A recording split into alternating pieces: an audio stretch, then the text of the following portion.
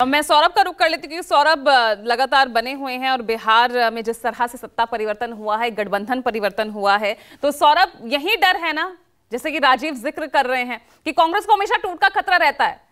और मेन क्योंकि अब तो विधानसभा चुनाव वो भी बहुत दूर है नहीं, 1-1.5 साल बाद, और इसी खतरे से बचने के लिए लेकिन फिलहाल जो विधानसभा स्पीकर को लेकर जो चुनाव होना है उसमें बहुमत यहां पर कम से कम यहां पर कांग्रेस के विधायक उनके साथ रहे, यही खतरा है और इसीलिए उनको बिहार से बाहर किया गया अभी।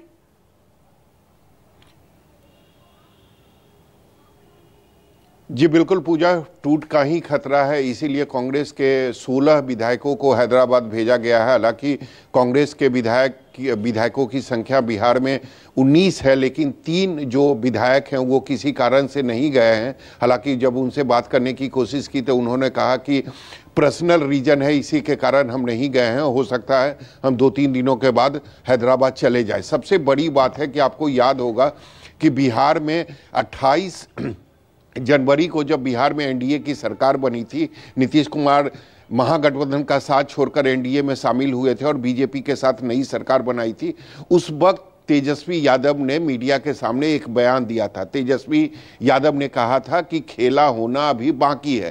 तो निश्चित तौर पर तेजस्वी यादव का जो इशारा था वो आगे की तरफ था कि हम देखना चाहते हैं कि नई जो सरकार बनी है ये अपना बहुमत कैसे साबित करती है। हालांकि मौजूदा समय में बहुमत के जो विधायकों की संख्या चाहिए वो नंबर है एनडीए के पास।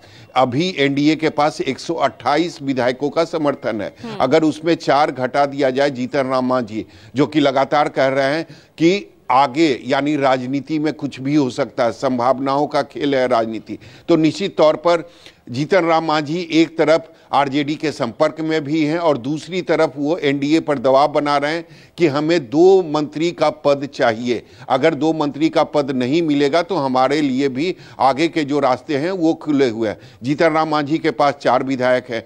दूसरी तरफ अगर ऐसा माना जा रहा है या ऐसी खबरें आ रही है कि जदयू के कुछ जो विधायक हैं वो अपने नेता नीतीश कुमार के संपर्क में नहीं हैं।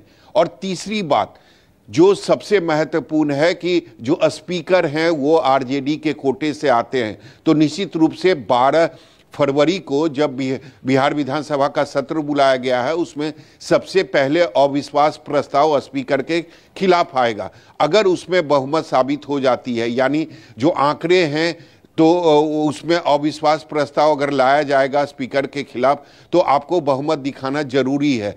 तो निश्चित तौर पर अगर आप विधानसभा अध्यक्ष को हटाने में सफल हो जाते हैं तो वो 2 बातें हो जाएगी, एक तो स्पीकर हट जाएंगे और दूसरा बहुमत भी आपका साबित हो जाएगा।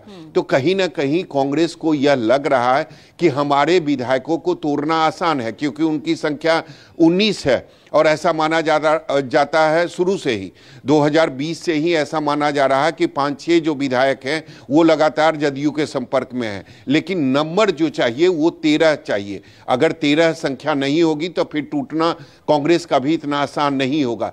इसी टूट के डर से कांग्रेस ने अपने तमाम विधायकों को पहले दिल्ली बुलाया, दिल्ली बोला गया कि दिल्ली में मीटिंग है और दिल्ली से सीधा सभी को हैदराबाद भेज दिया गया। और ऐसा माना जा रहा है कि 12 फरवरी को जब फ्लोर टेस्ट होगा उसके ठीक एक दिन पहले तमाम विधायक आएंगे और सीधा फ्लोर टेस्ट में शामिल होंगे। जी ठीक है, तो झारखंड और पटना में जिस तरह का जो सियासी उठापटक चल रही है, बहुत अच्छे से तस्वीर मेरे दोनों ही सहयोगियों ने रखी है।